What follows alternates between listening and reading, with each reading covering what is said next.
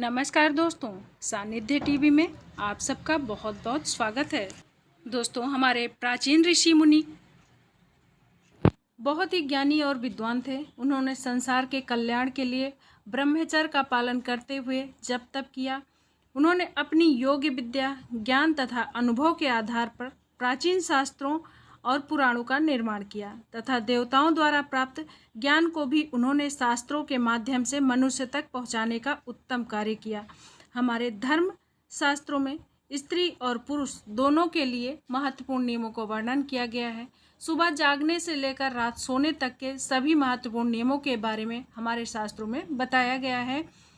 दोस्तों, एक मनुष्य को अपने शरीर को शुद्ध, पवित्र और स्वस्थ रखने के लिए कौन से कार्य करने चाहिए, इसका वर्णन भी हमारे धर्मशास्त्रों में मिल जाता है।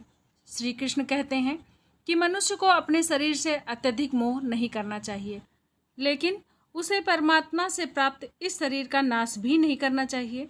कई बार मनुष्य कई तरह के अनिष्ट कार्य करके अपने शरीर और अपने मन को गंदा करते हैं तथा इसे पाप युक्त बना देते हैं, जिस कारण से शरीर में तमाम तरह के रोग हो जाते हैं।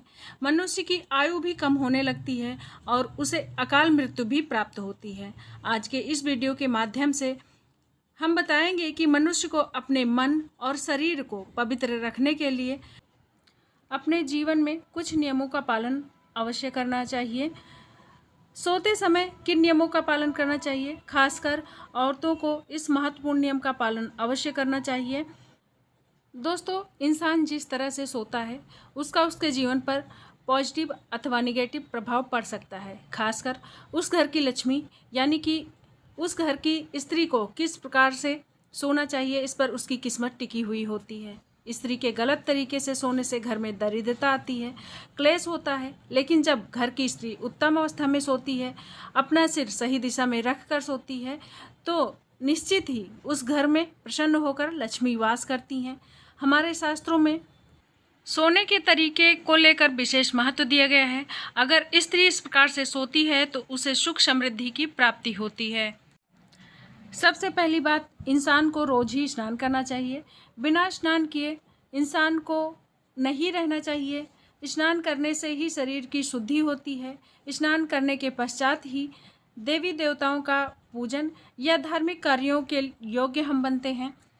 बिना स्नान किए कभी भोजन या पूजा पाठ नहीं करना चाहिए। जो लोग बिना स्नान किए भोजन कर लेते हैं उनके यहाँ लक्ष्मी का वास नहीं होता है और हमेशा गरीबी बनी रहती है।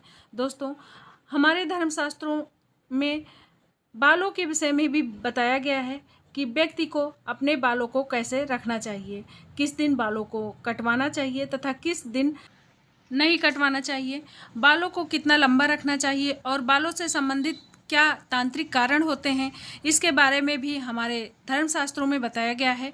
दोस्तों, सप्ताह के सभी दिन किसी न किसी देवी देवता को समर्पित होता है और सप्ताह के प्रत्येक दिन कुछ नियम भी अवश्य होते हैं।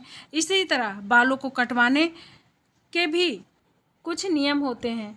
यह हर दिन के हिसाब से अलग अलग बताए गए हैं।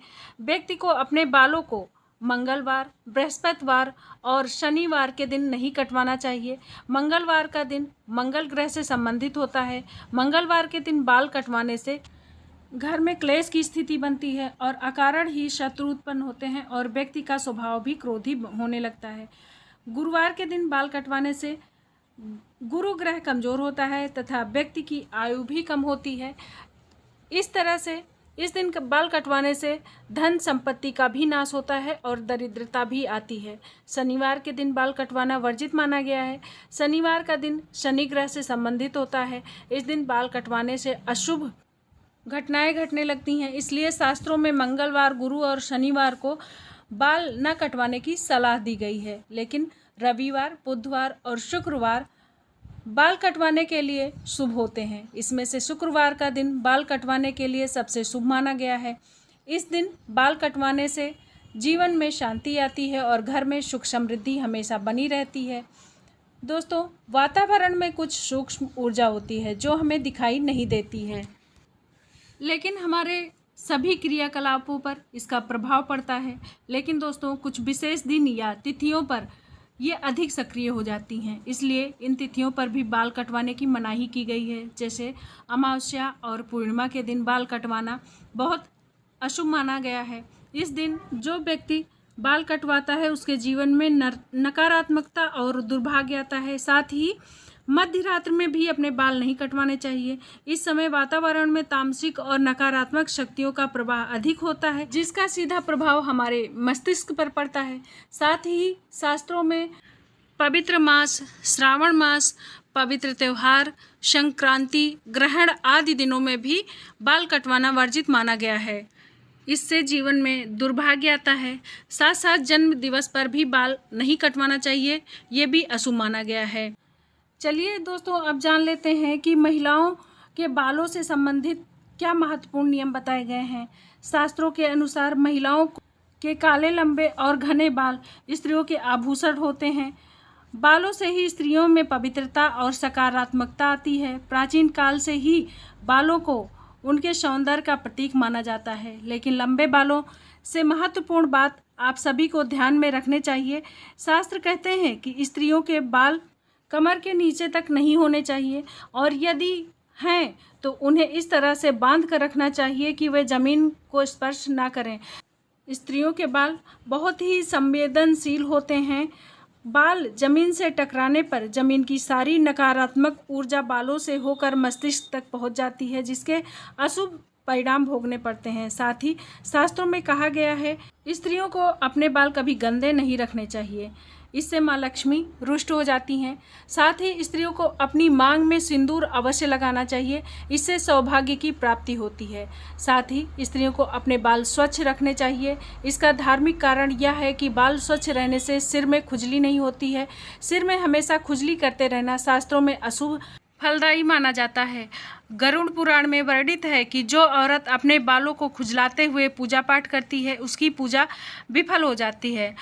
औरतों को अपने दोनों हाथों से अपने सिर को जोर जोर से खुजलाते हुए अपने गुरुजनों से और बड़े बुजुर्गों से बात नहीं करनी चाहिए।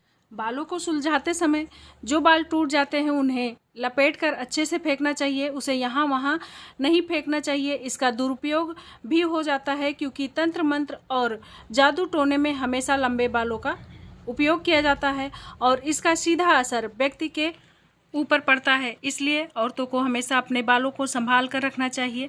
शास्त्रों के अनुसार मासिक धर्म के 3 दिनों तक औरतों को अपने बाल नहीं धोने चाहिए, साथ ही बाल कटवाने भी नहीं चाहिए। वैज्ञानिक तौर पर देखा जाए तो इस समय स्त्रियां काफ़ी कमज़ोर हो जाती हैं और इस समय औरतों को कोई भी ऐसा काम नहीं करना चाहिए जिसमें अधिक ऊर्जा की आवश्यकता होती है। कभी भी सूर्यास्त के समय या सूर्यास्त के बाद बाल नहीं धोने चाहिए। ऐसा करने से इसका अशुभ परिणाम प्राप्त होता है। चलिए दोस्तों, अब जान लेते हैं कि स्त्री और पुरुष को कैसे सोना चाहिए। दोस्तों, सोते समय अपना सिर पूर्व या दक्षिण दिशा में करके ही सोना चाहिए। उत्तर तथा पश्चिम दिशा में सिर रखकर सोना अशुभ माना गया है। दक्षिण मृत्यु की दिशा मानी गई है। इस दिशा में सोते समय अपने पैर कभी भी नहीं रखना चाहिए, इससे मृत्यु के देवता यमराज का अपमान होता है। इसके कुछ वैज्ञानिक कारण भी हैं। यह पृथ्वी की चुंबकीय ऊर्जा हमेशा प्रवाहित होती रहती है और ये चुंबकीय ऊर्जा उत्तर से दक्षिण की तरफ बहती है, जिससे रक्त का प्रवाह ठीक से होता है। साथ ही शास्त्रों में कहा गया है कि उत्तर दिशा में सिर करके सोने वाले व्यक्ति के पास धन कभी भी नहीं आता है, उसका संपूर्ण परिश्रम व्यर्थ हो जाता है। लेकिन दक्षिण की तरफ सिर करके सोने से धन संपत्ति में वृद्धि होती है। स्त्रियों को रात में सोते समय अपने बाल खुले नहीं रखने चाहिए। बाल बांध कर सोने से ऊर्जा का संतुलन बना रहता है। बाल खुले रखकर सोने से स्त्री के घर में लक्ष्मी का वास नहीं रहता है और हमेशा धन से जुड़ी समस्याएं भी बनी रहती हैं। तो दोस्तों, इस तरह से स्त्री और पुरुष को सोते समय सोने वाले नियमों का पालन जरूर करना चाहिए। दोस्तों, उम्मीद करती हूँ कि आप लोगों को ये जानकारी अच्छी लगी होगी। दोस्तों, कमेंट बॉक्स में जाकर अपनी राय अवश्य दीजिएगा और वीडियो को लाइक करके चैनल को सब्सक्राइब जरूर कर दीजिएगा। धन्यवाद।